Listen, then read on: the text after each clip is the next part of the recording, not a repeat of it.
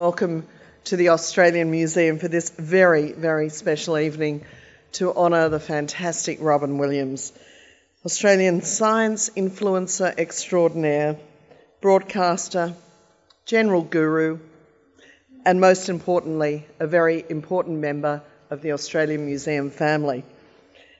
I'd like to start tonight by acknowledging the traditional owners of the land on which we've gathered, the Gadigal people of the Eora Nation, and pay my respects to elders past and present.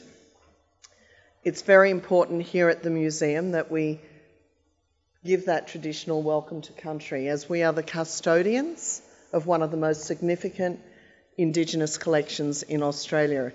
In fact, we think it's probably the second or third richest, most significant collection that there is. We're very proud of that, and we're very proud to work with the local Indigenous people. My name's Kim McKay. For those of you I don't know, I'm the Director and CEO of the museum.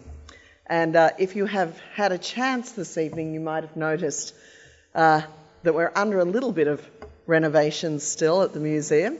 We're building a new entry out on William Street, and we have this fantastic new gallery about to open behind me here called Wild Planet, which basically delves into the biodiversity and the species around the world. 400 different animals on display, and a truly great project that everyone at the museum's been involved in, because it's going to showcase our science like it never has been before.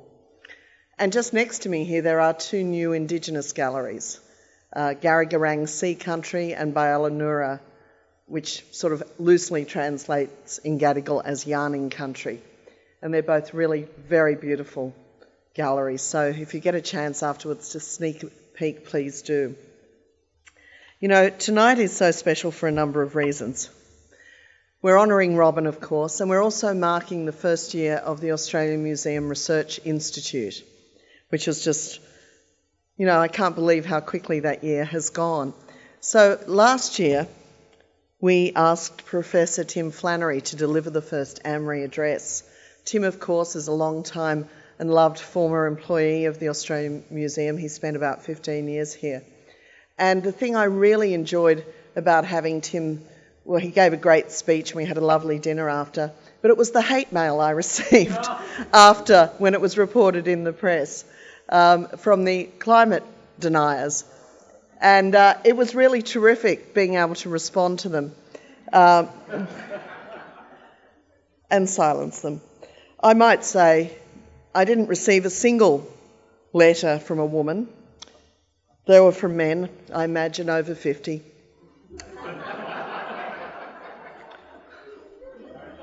Cruel but true.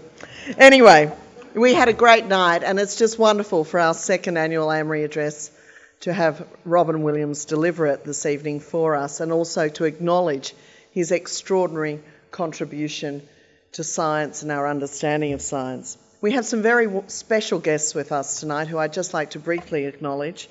The President of the Australian Museum Trust, Catherine Livingstone, who you'll hear from later, as well as many current and former trustees of the Australian Museum. Deakin Loxton, the Chairman of our foundation, and David Shannon, Chairman of the Lizard Island Research Reef Foundation. And of course, trustees are here from both of those foundations. A former Foundation Trust President as well, in Dr. Brian Sherman. Welcome, Brian. It's wonderful to see you as well. Dr. Chris Armstrong, representing Professor Mary O'Kane, the Chief Scientist. Former Australian Museum Directors. Now all the living ones are here tonight.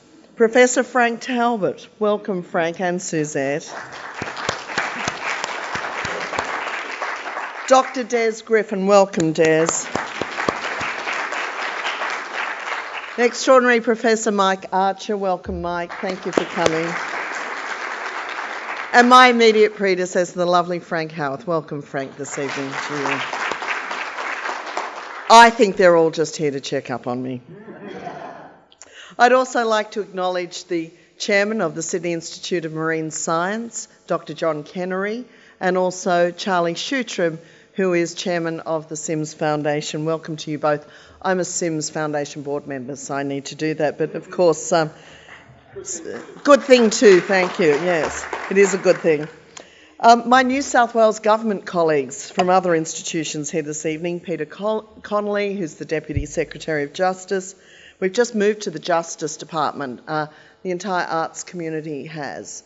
It's one of those strange things that happens in government from time to time.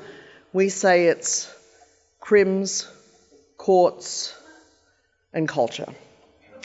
Goes very well. And a bit of corrective services thrown in. Also Terry Bailey, who of course heads up the Office of Environment and Heritage, Kate Wilson from OEH as well, Kim Ellis, who heads up the Botanic Gardens and the Centennial Park Trust, welcome Kim, the wonderful Professor Merlin Crossley, who is a trustee of the museum but Dean of Science at the University of New South Wales, Professor John Mattick from the Garvan Institute and a great friend of the museum, welcome John. Many deans and professors from other universities, and they'll get upset with me for not mentioning more by name, but this could turn into the acknowledgement speech and you won't hear anything from Robyn. My colleagues here at the Australian Museum, a number of you are here this evening, the staff as well as a number of our very important research scientists are with us this evening. And you, the public who've come along as well, welcome to you all, because I think this will certainly be a night to remember. So we have somebody who's extraordinary with us as well, because a year ago, when we decided to rename our science the Australian Museum Research Institute, we started also with the retirement of the then director of Anri, we started looking for a replacement. And we actually advertised globally for that. And as the field narrowed down, a candidate emerged that we originally didn't expect, and that was someone who was already working here at the museum. And in fact, she had been working here for 11 years.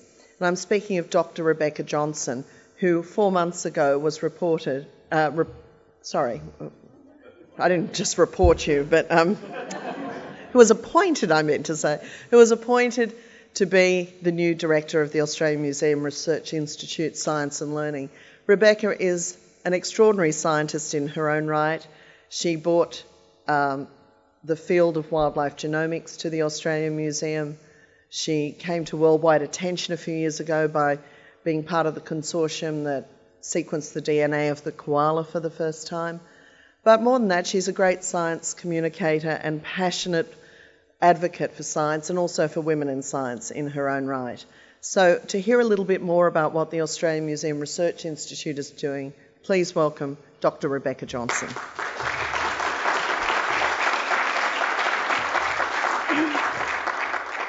Thank you so much, Kim, for that very kind introduction.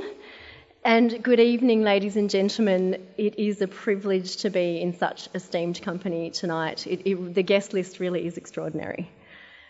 And so I think over the past 12 months, it has been a cracking year for Anri.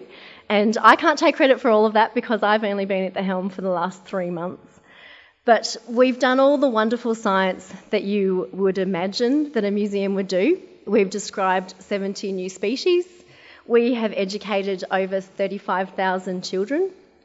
And just at our Lizard Island research station way up north in Queensland, we've facilitated over 120 projects just there that are directly informing our understanding of things that are very important and very topical at the moment, like climate change.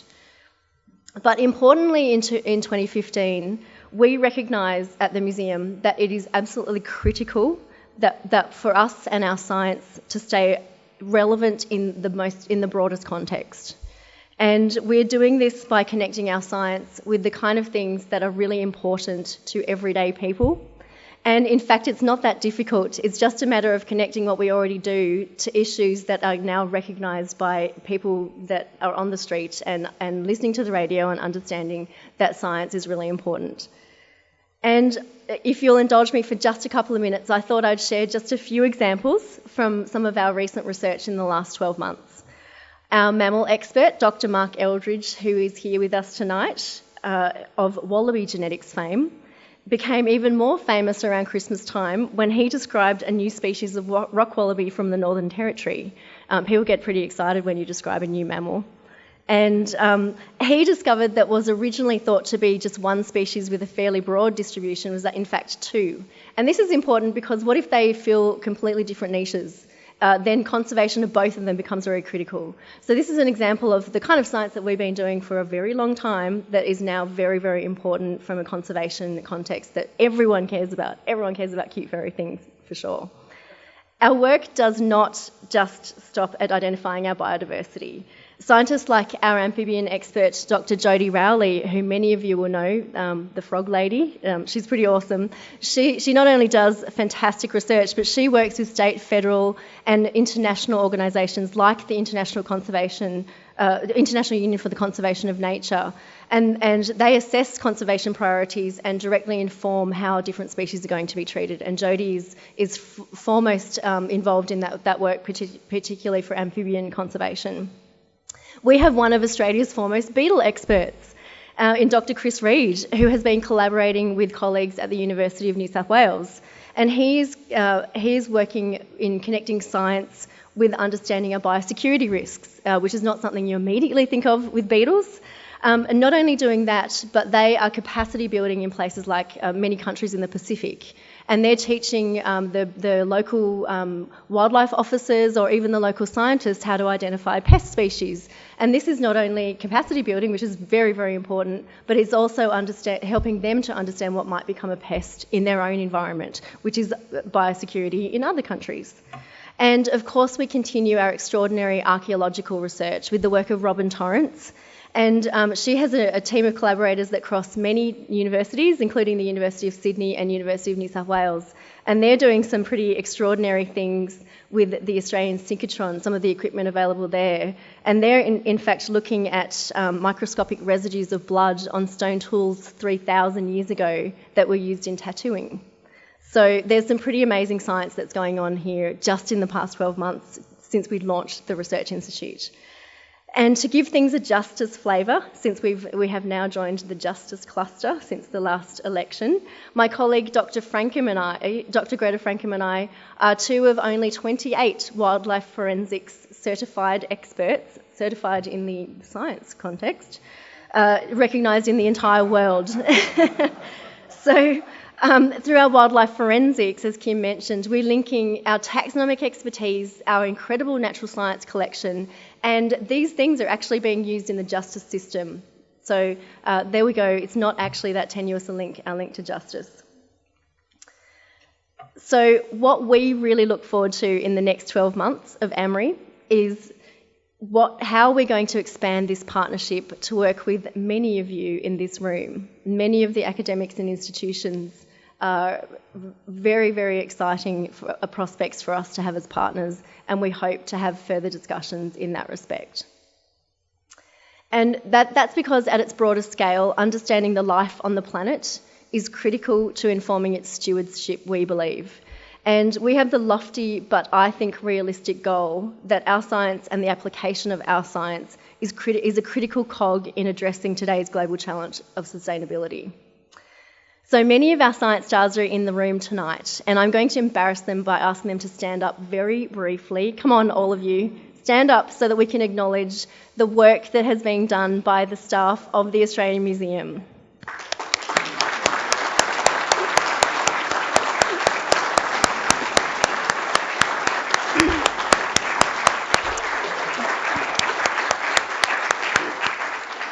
Look at them, they're so good, they're all sitting at the back. I'm very proud of you. So Kim and I, we're relatively small, but we are well recognised that we punch above our weight as far in a scientific context. And Kim and I are very excited to announce that very soon we will be appointing a paleontologist to go with this motley crew.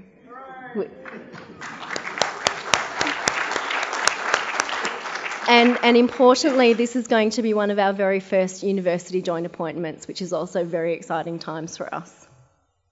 So Robyn, I can say categorically that we all worship at the temple of Robyn. Your ability to communicate what we do, make it fun and engaging, and digestible, which is really, really critical, is absolutely unparalleled. And for that, we are so grateful and we are honoured that you're with us tonight. So thank you for being here with us tonight and sharing with us your thoughts on science, past, present and future. And I'm so pleased that we can now kick off the Australian Museum's Month of Science. Thank you.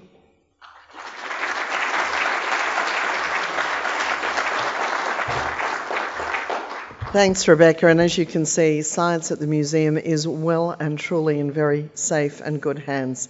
Thank you to you all. Rebecca just mentioned this is the start of our month of science at the museum.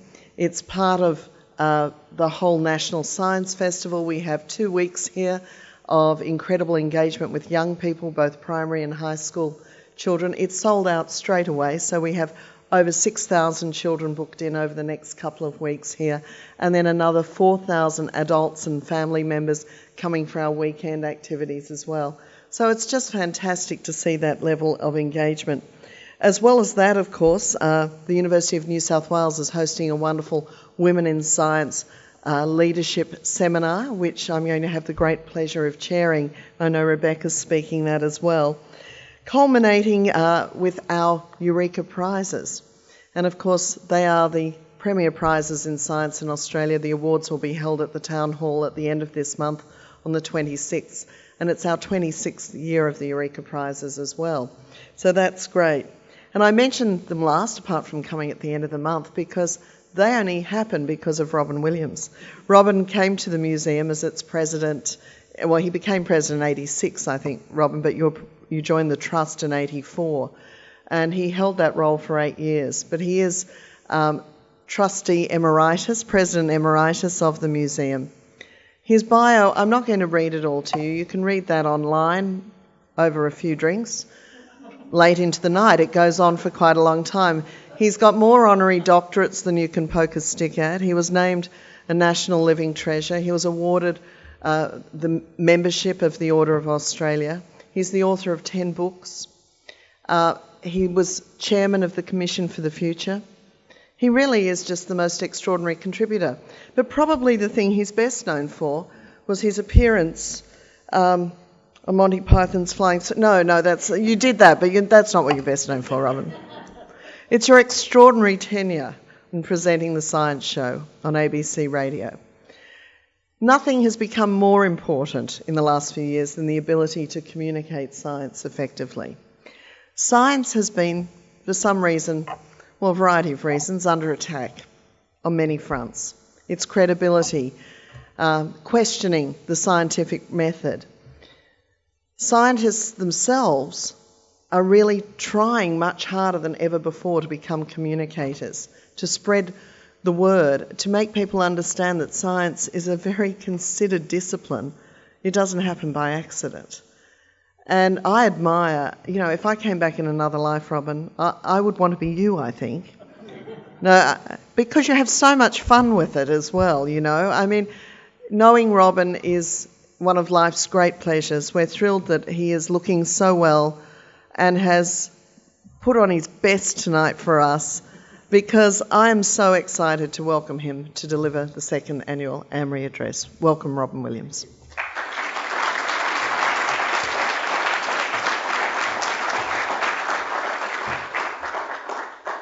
Kim, you're ever so kind. I was here a few months ago and I had a rather shocking experience. I was coming to launch a book, which is, if you like, a history of the Australian Museum, The Venus Island Fetish, which was written by the previous deliverer of this lecture. And it's not the book that was shocking, because having known Des Griffin, who is faintly disguised in the novel, which in fact is a recording of the history of the museum, you nonetheless have an experience of during the launch, because I'm quite reckless, as everybody here knows. And at 5:15 that day, I finished chemotherapy, my first experience of chemotherapy. And I was at a place next to the St Vincent's Hospital.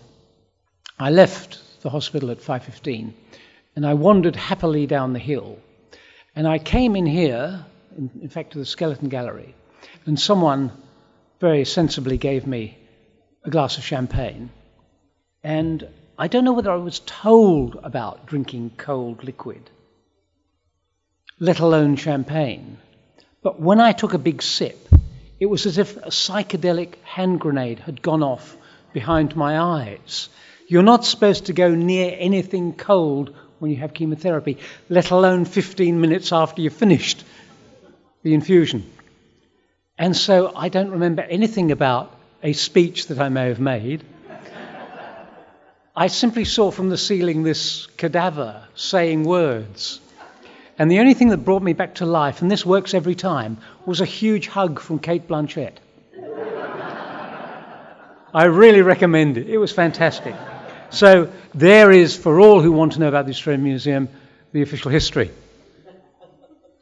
The next bit, which relates to what Kim was saying about the attacks on science, is the book. There must be 10 Tim Flannerys, surely.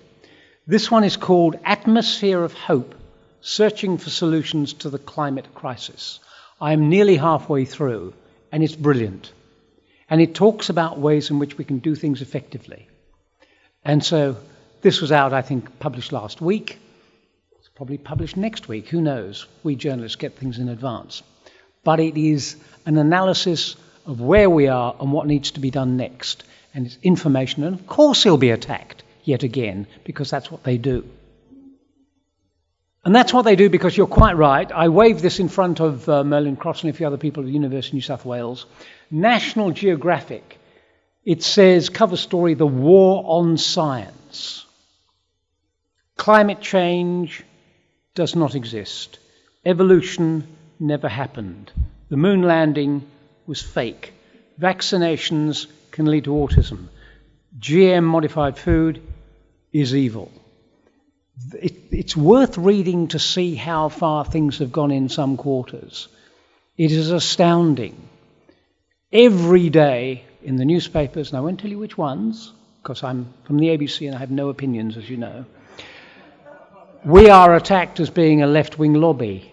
This is part of the analysis of what's left and right these days. So there we are. Tim Flannery's books, absolutely wonderful. I've been doing the science show for 40 years next 29th of this month, funnily enough. And it's a very odd experience, as you can imagine, doing a program that's gone on for 4 decades. The beginnings, I must say, were not terribly promising. I actually grew up in Vienna, funnily enough, and there was a city bombed. You had so many wrecked buildings, I cried all the way from the airport, thinking, I can't live here, this is ridiculous. I was 7. And each building seemed to have flak marks from machine gun fire or other strange things. And I remember having one experience, just to give you an idea of what it was like, when my little brother, who was 5 years younger than me, he must have been 2, dropped his teddy down the side of the bed, and I was feeling terribly, kind that day. And so I went to fetch the teddy, and there was a person under the bed. And I asked the servant, we had 2 servants, I said, there's someone under there, under the bed. It turned out to be her sister who'd been living there for 3 weeks. That was the kind of atmosphere we had in Vienna.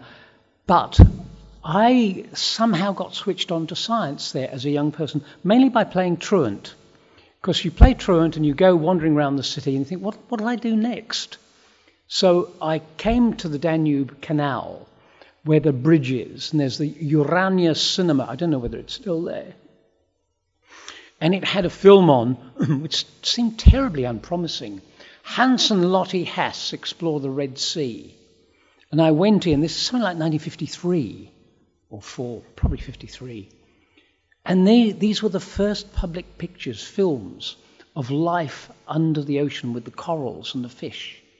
And if you think that that has been public knowledge for only such a short time, 1 generation, me, half a generation if you like, that knowledge of what we've got under the surface of the sea, and of course Lynn Margulis talked about this is not planet Earth, this is planet water.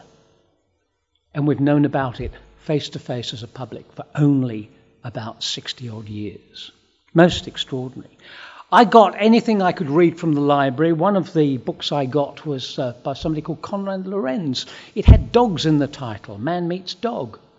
And I read this stuff, and it was wonderful. It's about communication with other animals. And then, of course, the novels I was reading, rather like Richard Dawkins. His favourite novelist when he was growing up, at exactly the same time, 6, 7, 8, 9, was Hugh Lofting, Dr. Dolittle, talking to the animals. And so somehow embedded in my head was an idea of communication with these creatures. And it wasn't soft science. Of course, biology these days especially is not soft. Talk to Rebecca. You've got DNA, you've got calculations, you've got all sorts of signs of what's going on there in them cells. And you need all the sciences, the physics, the chemistry, the maths. There's nothing soft about animal behaviour.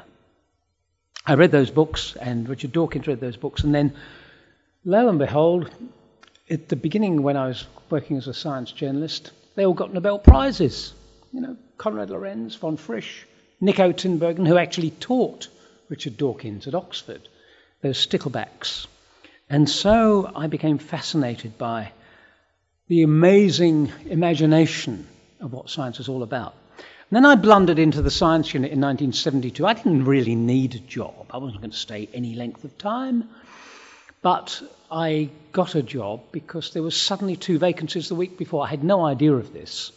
Somebody called Max Burke. Most of the people in the science unit had the most incredible qualifications. Max Burke went on to become head of the Australia Council and invent the Heritage Commission. Robin Hughes, whose sister-in-law is Margaret Throsby, whose husband is David Throsby, who used to be on the trust here, is now Pro-Chancellor of the ANU. That's just one below Gareth Evans. And so it went on, this amazing lineup of smart people. And so I walked into the science unit and they gave me a job. They said, there are various things happening here. I did not know that 1972 was going to be that significant for 2 reasons. One reason was there was something called the Stockholm International Conference on the Environment. Green stuff started really as an international quest in 1972. You don't know these things till afterwards. Okay, yes, I was in Monty Python, but Monty Python wasn't a famous program when I was in it. It was a bit of silly stuff on the telly. It was only later it became cult. And similarly with 1972 and the Stockholm Conference on the Environment, it was only as things progressed you suddenly realised we've got a big problem on Earth. We're stretching the boundaries on Earth. The other thing that happened was that the space race changed. The Sputnik era stopped. My first 2 jobs were working on Apollo 16 and Apollo 17. And then the President of the United States, Richard Nixon, said, we can't afford any more, and the program was finished. And from then on, it became do what you can rather than do what you happen to want to do. And the era of discovery that got so many people into science kind of finished. But I still had the wonderful chance of working as a broadcaster on Apollo 16 and Apollo 17. Now, it just so happened that my relationships with the Australian Museum began then, halfway up William Street, in a pub called the Gladstone. Every Friday night, at least, people from the museum used to meet people from the ABC, and it was like ancient Rome, the drinks, the orgies, the frolics, the fun, so long ago. And you had actors there like Billy Hunter. You had others who'd invented certain television programs called Checkerboard, dancing on the bar stark naked. Why they kept doing that, I have no idea. You didn't ask. These are the things that happened in the Gladstone. And so for months, I would be talking to museum people, even more than I did to ABC people. And then I did my first live broadcast with Apollo 16. And I told you that various people in the science unit were very scholarly and had wonderful qualifications. The inventor of the science unit had been at Balliol, where he'd done a DPhil which is Oxford for PhD, geochronology, Peter Pockley. But the guy who did the program, which was, if you like, a predecessor of the science show, was Michael Daley, who never went to university, was rougher than a rough diamond. And when I was producing his program, I used to have to haul him out of the Gladstone with any luck, not paralytic, but enough lip movement to be able to say his script, which he vaguely remembered to bring with him. And so his program was broadcast early on Saturday morning. But we did the live broadcasts from Apollo. And on one Saturday morning, I was producing behind the glass while he was talking about what was happening as we got the voice of Apollo. We're actually watching the astronauts doing various things. And we kept going from 5 in the morning till about 9 o'clock. That's 9 a.m. At which point Michael Daley came out of the studio and said, "Time for a drink." I said, "But it's breakfast time." He said, "The Gladstone opens in about," at that stage it was 45 minutes. We were actually outside the pub in William Street waiting for it to open to have our first drink. And I was beginning to think to him, I can't cope with this.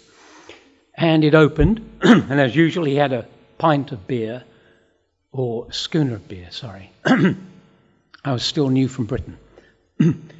And an Irish whiskey. And he ordered me the same thing. By 10:30 a.m., I was history. And at that point he said, "Let's go and see Telford."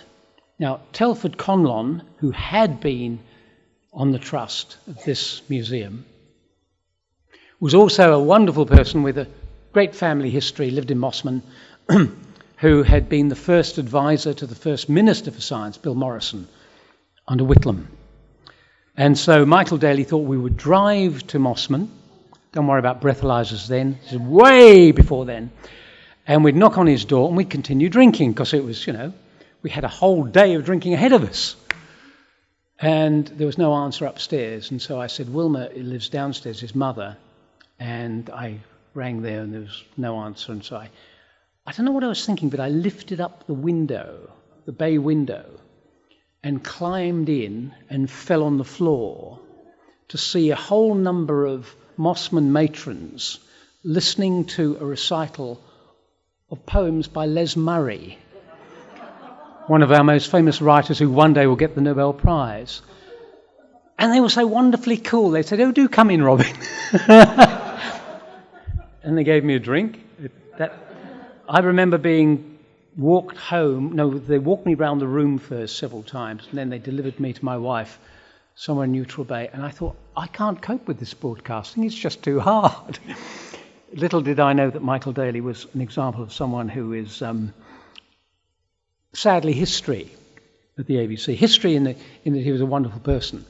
But the reason he died young, and we found out what was going on, is he wanted to cover on television science what was going on in research in Antarctica. And so you have to have a medical examination. And he found out he had leukemia. And so we knew that he had 9 months to live, and he died quite a young man. And the science unit changed. And I was fairly loose about all this because I knew I was going somehow to get another job, and I was actually offered a job in ABC in London. And this is a job from heaven. Just find someone in Europe who's interesting and interview them. Go to Paris and go to Vienna and go to Berlin, wander around and send us stuff for any program you like. Joy, have a free flat. And of course, there was an election in 1975, and Whitlam, of course, lost. And the first thing they did, and this is a wonderful coalition tradition, they cut the ABC, and the first job to go was that one.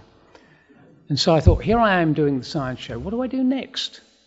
Well, I'll just do more and more and more. And on it went. And during that time, my relationships with the museum became stronger and stronger as the Gladstone became more and more embedded in one's nervous system.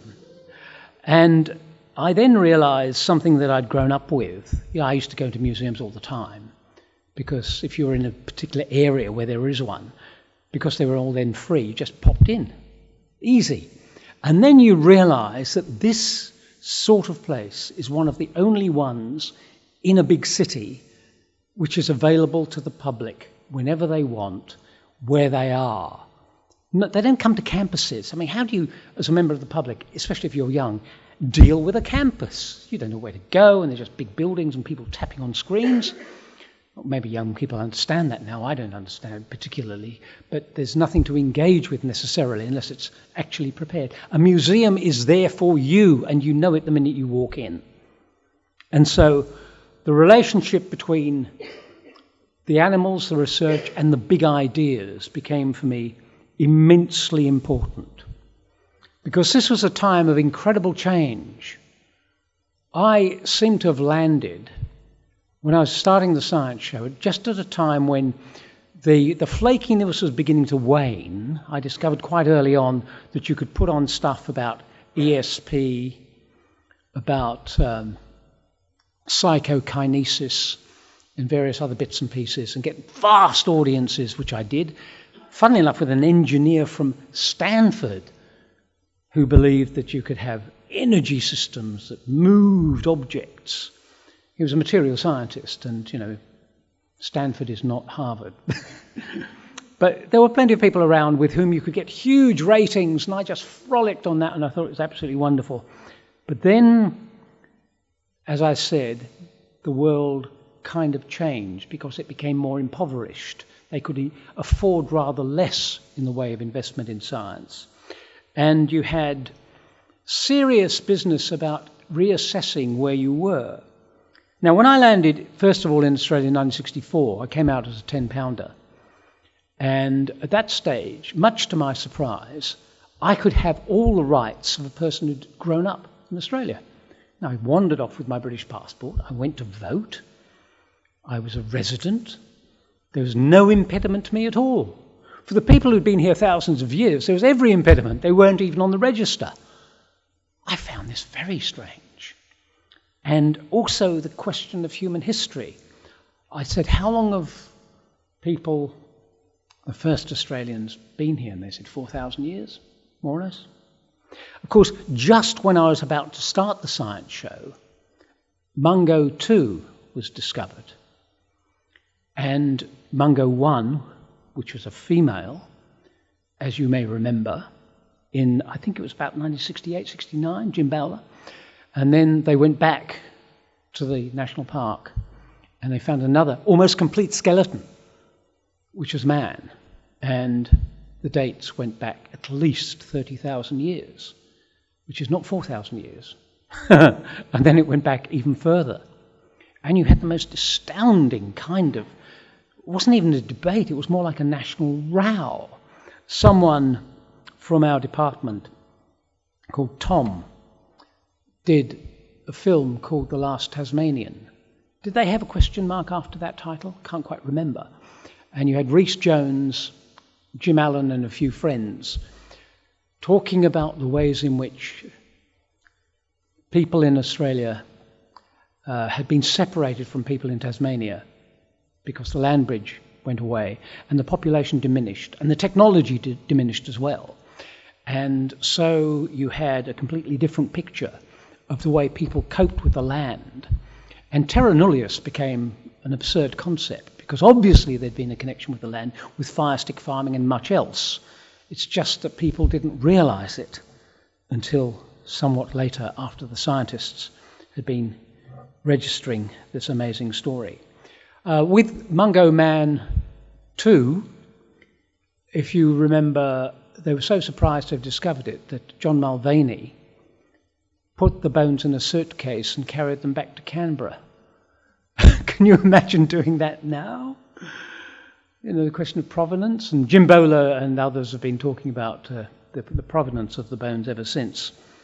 And the history of human beings in this region really took off for me in about 1973, 74, 75, just when I was starting the science show. And it has been spectacular ever since. People like Mike Morwood, sadly now dead. He used to be at the University of New England in Armidale, then he moved to Wollongong. He was looking at the pictures on cave walls in the Kimberley. And there are thousands of them. The Bradshaw paintings going back, what's it, 50,000 years? This is impossible. All that time. And then you look at the map and you say, where did these paintings come from? And then you look north, and there are the islands, and Mike went to Flores. You know the rest. The Hobbit, dated to 18,000 years ago. That's, last Tuesday in many ways. And then from the ANU you get just a few months ago, part of the human story. There's a shell that has been actually manipulated to make a decoration. And they published this in the journal Nature. The people from the Australian National University. It goes back 500,000 years. That's before Homo sapiens by 300,000 years. What is going on in this area? The story is absolutely incredible. How did people move around as they did? How did they move so quickly? I did an interview actually with the Professor of Archaeology in New Zealand. I think it was in Dunedin. And they'd just come back from Papua New Guinea, where on top of the mountain, beyond the snow line, they had found signs of cooking. Lots of signs over thousands of years of people living there. Why were they up there above the snow line in Papua New Guinea? Was it because of pests? Was it mosquitoes? Were they farming? Who knows? What were they doing there 50,000 years ago? How did they sprint from Africa, if that's where they came from? Astounding stories. And then you go to New Zealand. Well, you came from New Zealand, Des, but I don't know whether you realised at that stage that people had been in New Zealand not 50,000 or 60,000 years, but 900 years, which isn't even last Tuesday, it's this morning. And it's an incredibly short time. And then you try to work out which population they're from. Are they the same human background as the ones from this area? Of course, completely different. Melanesians combined with Taiwanese, giving you the Polynesians. How do you trace where they came from? Well, this museum has been involved in that. You trace pottery, you trace language, you trace coconuts, and you trace chickens. It's really fascinating stuff. Some people, like Thor Heyerdahl, of course, traced adventure. I have that program in which he appeared, Science Show number 1, to be broadcast on the 29th of August, with someone in this room, Peter White, who deplored what Thor Heyerdahl was saying and how he said it, because he wouldn't take questions. And there we were, doing one of my first ever interviews for the Science Show, probably the 4th, and my wonderful studio was a loo at the University of British Columbia. You just hear the faint echo. I use the same microphone now as I did then. And so there you have the human history, which Darren from the University of New South Wales knows is really, really extraordinary. And I've been astoundingly fortunate to be there just as the adventure is proceeding. And I hope one day to see Paul Tayson, who used to be at this museum, who's now in Queensland, who's doing some of the marvellous work on the paintings and some of the drawings that you get all over the country. Animal behaviour. I've already said that animal behaviour is something that is deeply fascinating. The more you study animals, the more you realise they're doing much, much more than you ever imagined. I was once at the aquarium in Vancouver with my children. I think it was 83 or something. And I was doing an interview with a fellow called John Ford, who was at Tattoo University. And we were underground. Just imagine this underground. And behind it, there you have the glass, and there's an orca. And I had my 2 children with me, and they were teenagers at the time, young teenagers. And I was doing an interview about the accents and the different languages and how you record them underwater. And they were going, Dad, Dad. And I looked over there, and there was this huge killer whale with its nose just down by the glass. And I said, John, what's it doing? He said, it's reading a book. I said, you're on national radio, don't tell me. He said, no, truly, come across. So we went across, and there was a book open with pictures of orcas. And I said, what's going on? And he's saying, well, we had one that was open close by, and it came down and hovered, and we investigated what was going on. Now we're doing PhDs on it. And I went back 2 years later, and there was an animal behaviour and ethology person from Germany actually doing further research. And I thought, this cannot be right. Now, I've got a book coming out, maybe early next year, don't know, about the history of the science show, which I've called In Love with Betty the Crow. How many in this room know about Betty the Crow? None. One. Relief. Betty the Crow is New Caledonian but lives in Oxford. And Alec Koselnik is the professor of zoology there. And he runs a pretty impressive outfit which studies how these creatures use tools, because they had spotted that crows do things with twigs and such like, and they'd been taking notes, and they wanted to see how far these crows would go in using tools and how quickly. So they gave a number of male crows hooks and food down a test tube. And the idea is, of course, as you worked out, you take the tube in your beak and you pull out the food, have dinner. And that's what they did, very quickly. And I think it was a student let the tape run. And when they came into the Oxford Zoology Department the next day, someone took the trouble actually to look at this long recording. And they saw Betty with no dinner and no hooks, but a straight piece of wire. She looked at the tube, looked at the wire, 2 feet, bent the wire to make a hook to exactly the right angle so it could go down the tube. And now, this is not supposed to happen. It shows planning, insight, engineering. And of course, it was written up in Nature and went on front pages around the world. How did you miss it? And the ways in which various departments around the world are following this up. Nicky Clayton in Cambridge did the same sort of work with tubes and pebbles, and the water in the tubes was too low, so you couldn't get down to where the food was. And so what you had to do is work out, all these little birds became Archimedes. You pick up the pebbles, chuck them down, water level rises, go on, took them 5 seconds. And Koselnik is now working with the Sulphur-Crested Cockatoos from Australia. And what you do is you put the food chained with 5 different sorts of lock. And it takes them no time to work out each lock, even though it's different, even though it's put in a different order. And I find this astounding. Nicky Clayton, the professor of behavioural science at Cambridge, says, we have a lasagna brain, they have a pizza pepperoni brain. And size doesn't matter, but they have various means for working things out, arranged in a different cybernetic way. And I have found this absolutely astounding stuff. So animal behaviour has turned me on, and Betty the Crow I will always love. I'm also moved by something that Kim mentioned before, and that is the way that women have emerged during the time I've been doing the science show, from being almost invisible to being fantastic.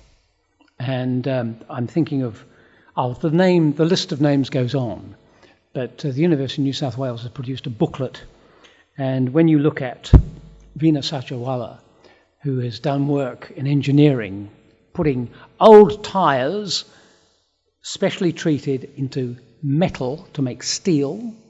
Now she's working on electronics to recycle that on a huge scale, that even the Australian newspaper decided that they'd make her a hub of innovation. And she's been recognised. Emma Johnson, who's won one of the very first prizes from the Australian Academy of Science for her work in marine science. And she's not simply a brilliant communicator, but she understands the complexities of marine science in a way that she communicates superbly. Michelle Simmons, whose husband writes brilliantly on how innovation in Australia isn't. He's a very naughty man. But he stays home and looks after the kids while she does superb work, which got her elected to the Australian Academy of Science when she was unbelievably young, and she's now a Fellow of the Royal Society as well. A woman recently won the Fields Medal for mathematics, the Nobel equivalent.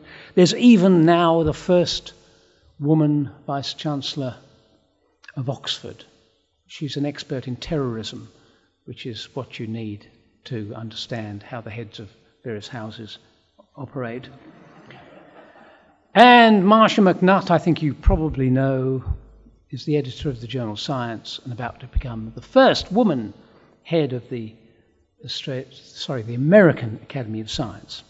So there you have the emergence of women, and I found it really astounding to see how many names and how brilliant, and thinking, where was the talent a generation ago? What happened to it? And there was a terribly moving event at the Academy of Science a year ago when Brian Schmidt, who's just been appointed the next Vice-Chancellor of the ANU, was giving a history of Australian research, and he talked about a woman who worked for CSIRO when, at a time when you weren't allowed to hold a senior position of any kind if you were married, someone outed her as married. And so this brilliant person doing superb published work was suddenly taken away from what she loved so much. And Brian Schmidt burst into tears. Got a standing ovation from all those crusty academics and fellows of the Academy. It was a very moving occasion which told me how much things have changed. Briefly now, museums themselves. They're not static. You've heard tonight about how they investigate DNA and do all sorts of wonderful things like that. One of the interviews I did about museums was actually in San Francisco, the Exploratorium. Frank Oppenheimer, the brother of Robert, and today is to some extent Oppenheimer's day, because Hiroshima, Oppenheimer was behind the bomb and regretted it, the Manhattan Project. Well, his brother, Frank, an unabashed left-winger, ran the Exploratorium in San Francisco. Now, there was something where young people could come in and muck about. And you had explainers, rather like you do in a more conventional way these days, for instance, in Questacon in Canberra, who would meet the kids off the street and show them, well, geodesic domes with electric guitars in them, and talk about the physics of music, and say, give us a riff, like a heavy metal rock star that you are. And so there would be fun, but there'd be physics. And you had this buzz. Now, may I mention one worry I have about Sydney and the joy we're having at this wonderful place, the Australian Museum.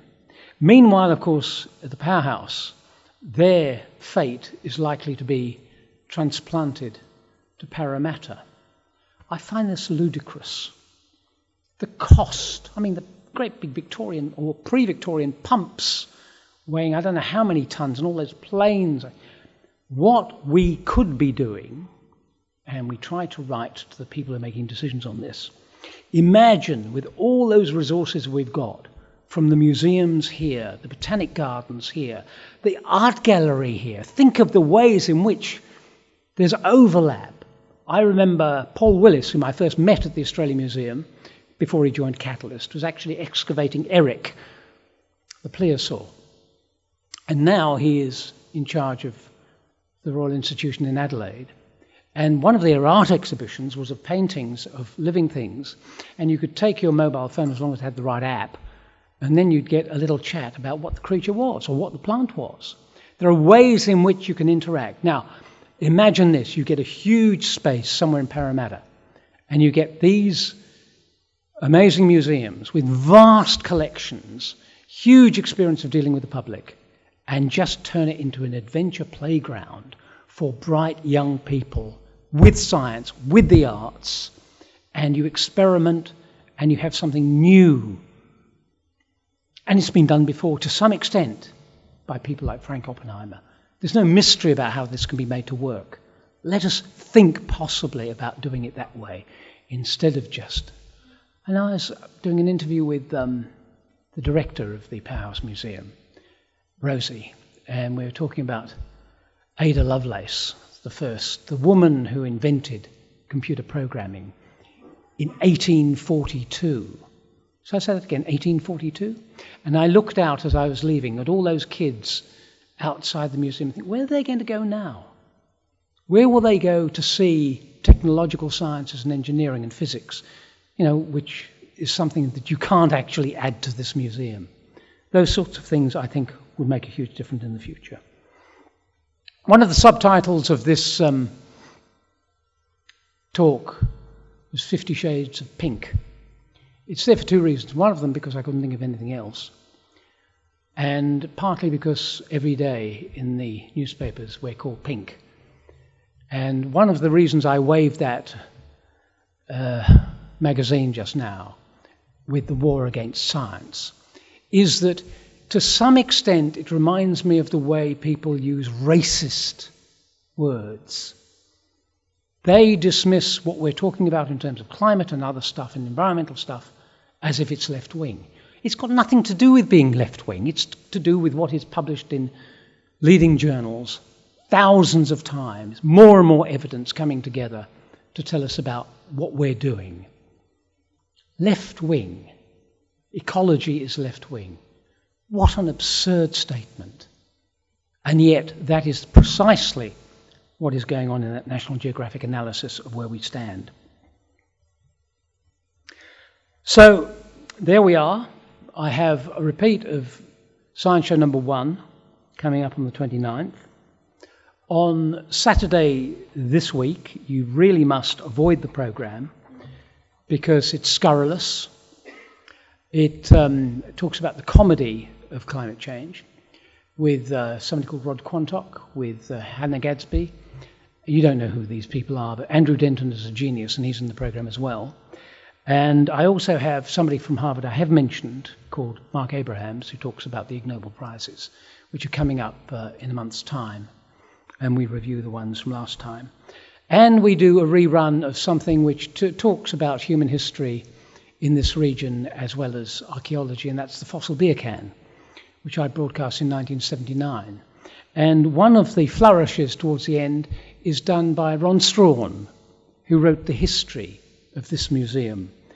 And he is concerned about the omphalic idea of whether Adam actually had a navel when he was born and why God put it there, because he hadn't been born and therefore didn't need one.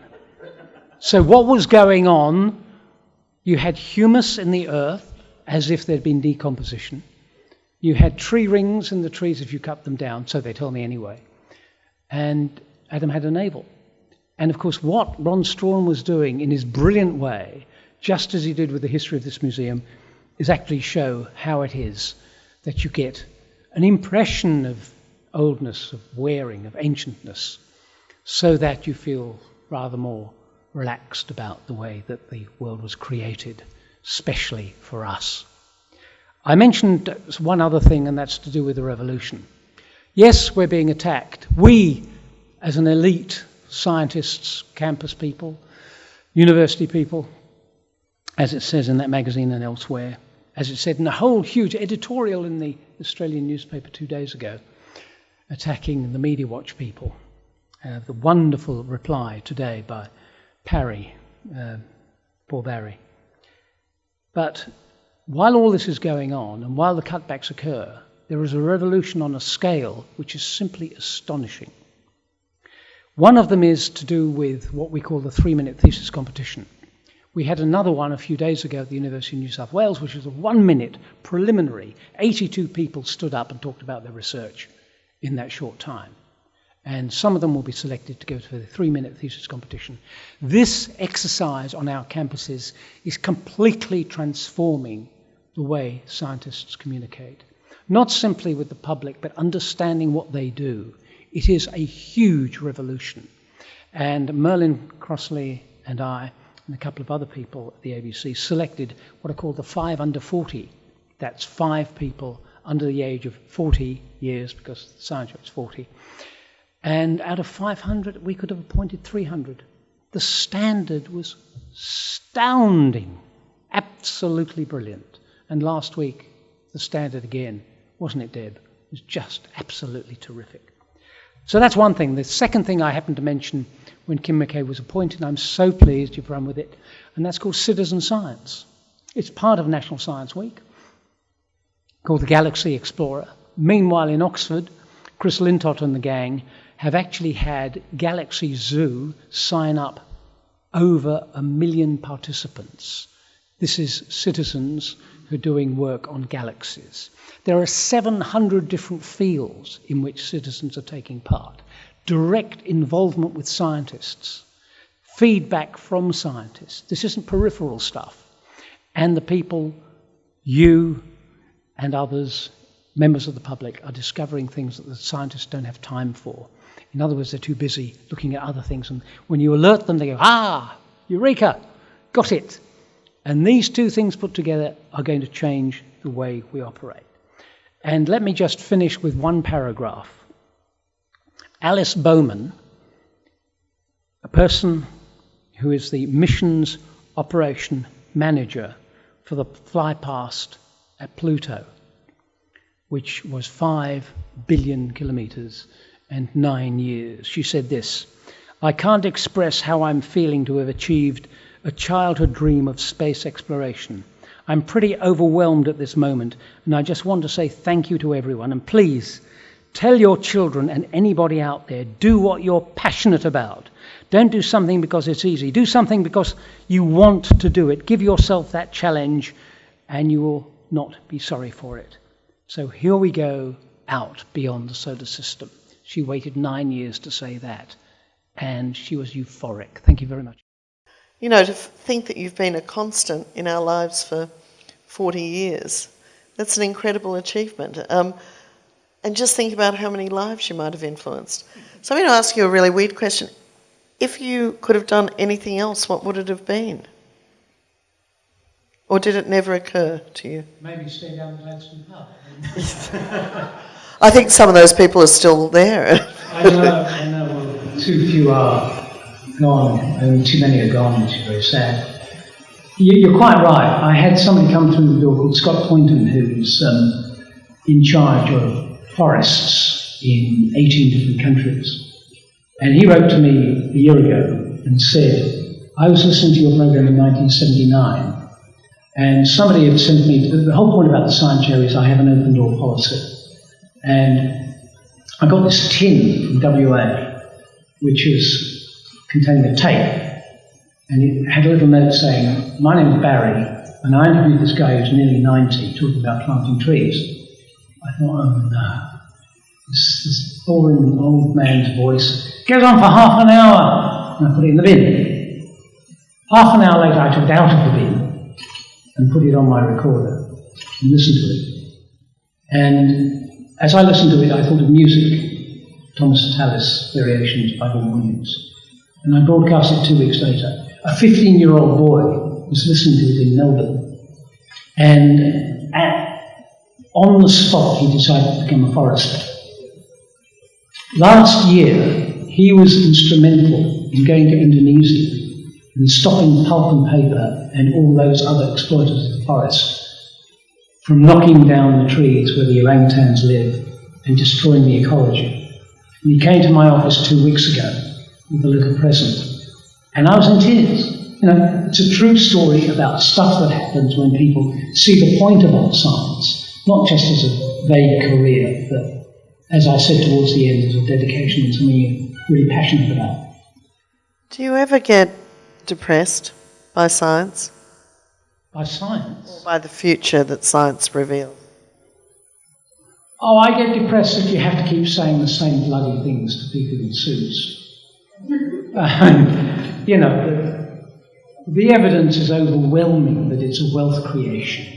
And we talk language of the people in charge and say, we're with you, we want to create. And Catherine Livingstone has done more than almost anyone in the country to foster the belief that investment in science pays off. And yet you get these laggardly responses. And you don't want a Christmas every Tuesday for science, but you want a reasonable, constant investment so that you can carry on and do the effective work. And that's why I've been broadcasting PhDs every week. These young people saying what they're on about, and I simply say, well, there's the evidence. This is what they're doing. And there are ways in which you can invest in that, because some of them are products, some of them are systems, and they will benefit the country in all sorts of ways. Does anyone have a question they'd like to ask Robyn? This group, come on. Some of the best brains in the country sitting here. Oh, good. Bruce Milthorpe, who's Dean of Science at UTS. Another interesting question, Robyn. It's a speculative one, not very scientific, really. Other than, why do you think such a large portion of our population prefer a belief system as opposed to going with the rationally provable? I think if you look at the latest figures, there's been big movement. And I do believe that when you take into account that there's always a kind of 35% of people who don't give a bugger about anything very much apart from running the household and making sure the house doesn't burn down and being able to cope financially. But as a proportion of people who are kind of thinking, I think we do very well. But this is disguised by the general background noise of people shouting propaganda. And I did an interview about that, which got me into the Australian newspaper that week 6 times. An editorial, front page, and articles by Maurice Newman, surprise, surprise. And I don't know what else, because I was broadcasting the fact that the climate deniers were a very small population, but they had a very big megaphone. And so you got a different impression of what was going on. So it has been my experience that if you look at phenomena like citizen science, you find that a huge number expressing goodwill and willingness to get on with it. So this museum got a fantastic role, it seems to me, in fostering that kind of energy. Thanks, Bruce. Another question? Yes.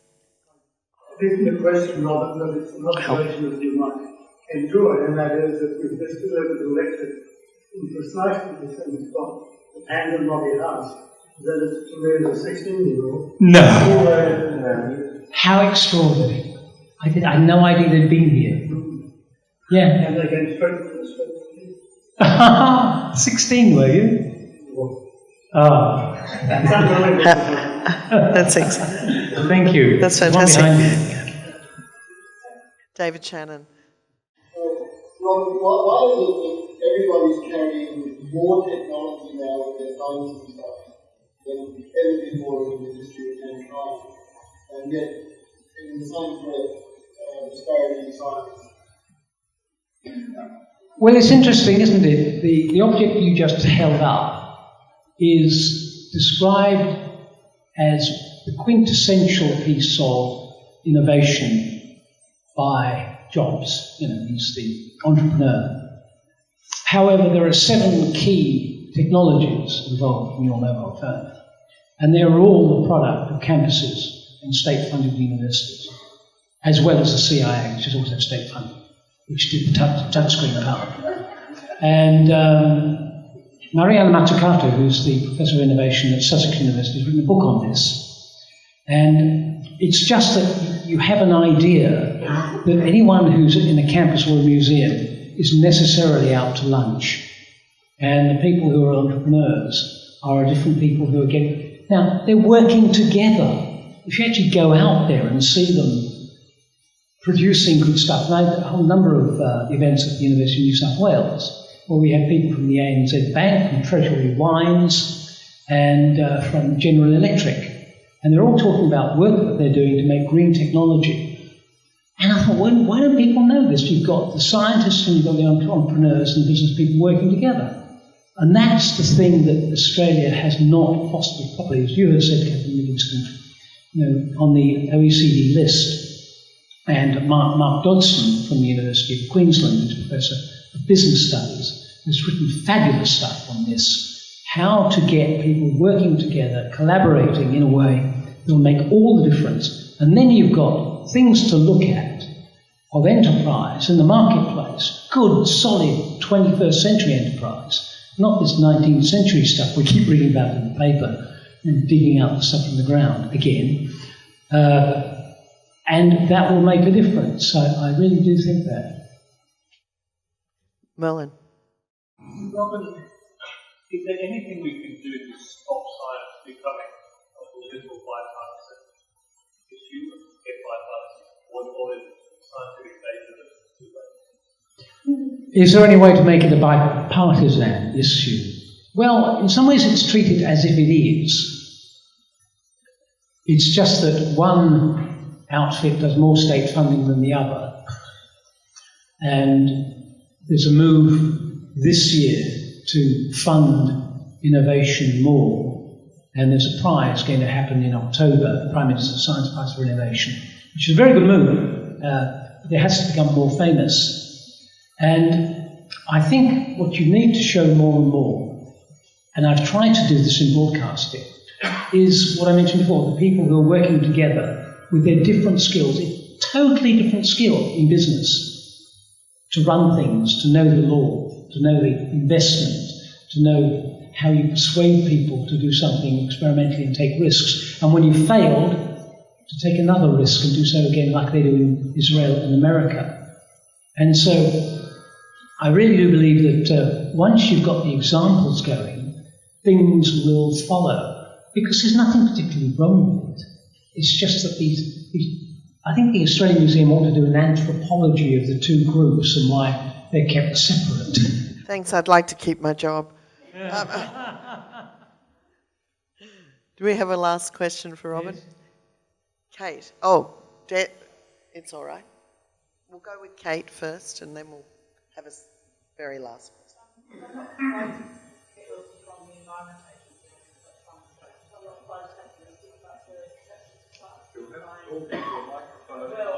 Here you are. I'll give it. You can have one. So I was going to say, I'm not as pessimistic about the acceptance of science. I think when we've got the time and we work with affected people and really involve them in the science, we can get amazing acceptance, even where the science that we're doing has very practical implications. A big challenge is just the extent of communication. I absolutely love your idea of the 3-minute and now 1-minute thesis, which I think is very widespread, can be very effective. So my challenge is what's your next great, simple idea for science communication that can have a very broad reach across the community? The next move for science communication, well, the big problem to solve is the fragmentation. People take out those phones or their screens and they see 1 million examples, don't know where to go next. What we need to do is to show, and we're trying to do this in the ABC, connect like-minded people. So museums are linked to broadcasters who are linked to people like Paul Willis in the Royal Institution, linked to the Science Media Centre. And so if you're a member of the public, you can very quickly get an idea of where the reliable, authoritative, not the establishment, but the authoritative links are, and where the bullshit lies. And the problem with the communications these days is your screen can simply be a mirror. And Steve Pinker is the professor at Harvard in psychology. I think his sister is called Susan. And she's just written a book on screens and said we have spent 200,000 years effectively communicating with each other and looking for signs. And now we're just bending down looking at screens. And we have stopped being exposed to contrary and fresh ideas. So even though we've got millions of messages, the ones we need to be effective aren't there. Now, I just finished reading a book, and I really must recommend it. It's Introducing the Ancient Greeks by Edith Hall. Why am I reading this? Because somehow natural sciences and philosophy started in Greece. Why? Because they had 1 million villages sufficiently separate to be distinct and thoughtful about various ideas, and yet they all met each other and they sailed in a way that was open to fresh thoughts. And so this was a wonderful way of fostering things. Now, if you transplant that to Australia, and think of the different small groups, they're hermetically sealed. They're not going out there. And I think the next challenge, as you so wisely ask, is on making sure that those boundaries break down. We become more like the ancient Greeks. Yes? Two of your programs were about the Repertoire Institute near Canada, by Mike Eldridge. Could you say something about that? Because it was so interesting in the way that it was designed, the way it runs, and Eldridge's own connections. Well, Mike Lazaridis represents something that Catherine Nielsen has talked about a great deal, and that is disruptive technology. When you invent the BlackBerry, as he did, then you've got to feel to yourself briefly, and everyone sees it's a great idea and copies you. Next thing you know, you're behind and you're losing money. But Mike Lazaridis, who started all that, gave it away and invested his money in physics. And so he's got this 220 brilliant physicists, and Stephen Hawking turns up now and then. And they talk about ideas.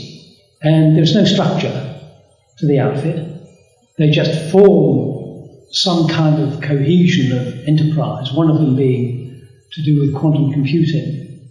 And they are, as measured by science output, twice as productive as the average laboratory. And I think that's a wonderful experiment. The Salk Institute is similar. The only thing that they've got different from the rest of the world is a lot of money. And other people who are struggling and cut and chopped and changed, of course, get inhibited by that. And but Mike has stood the test of time, and his money has been matched by the state. And this, I think, is an effective challenge by a business person, showing, I will put this money in if you put the money in as well, and the results will be the following. And he's been fantastically successful. It's wonderful.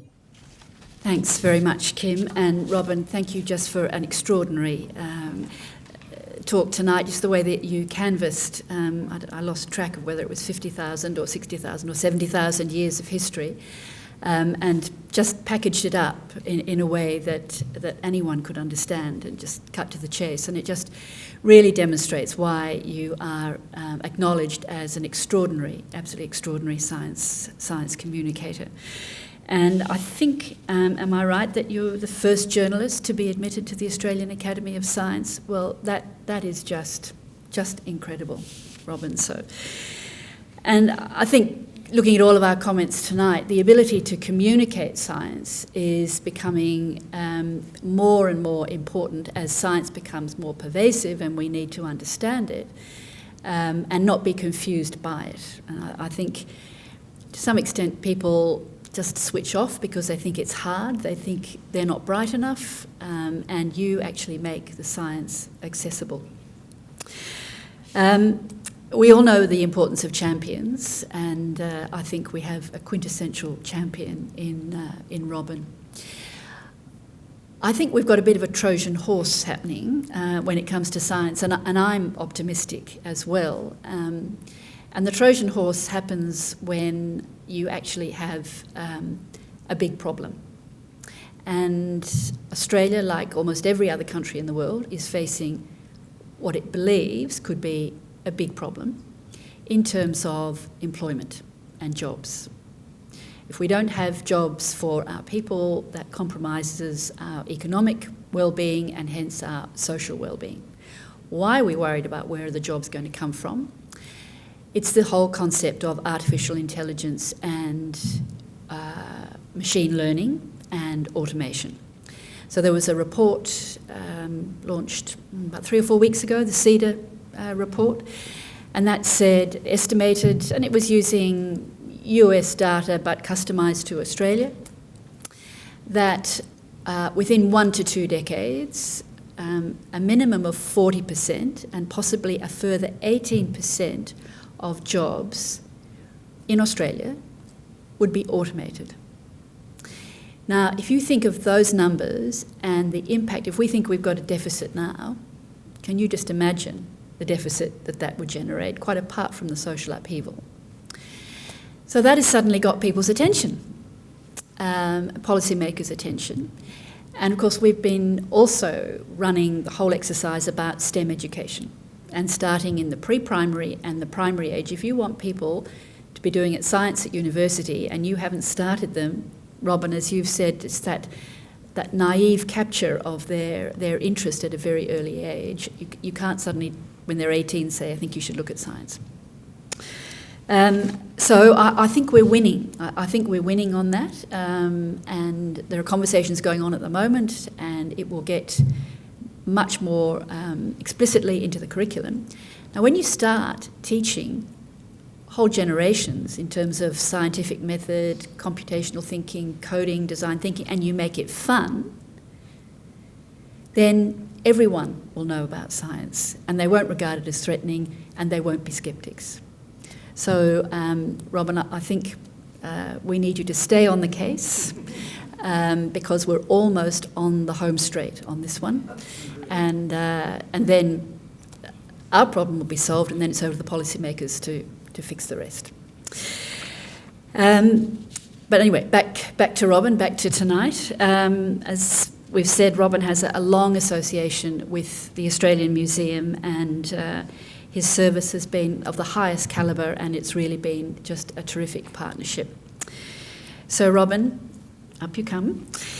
On behalf of the Australian Museum and the Australian Museum Trust, I'd like to thank you for your ongoing support and your leadership and your inspiration in terms of science communication. And we would like to acknowledge your significant contribution by presenting you with the 2015 Anri Lifetime Achievement Award. Oh, thank you so much.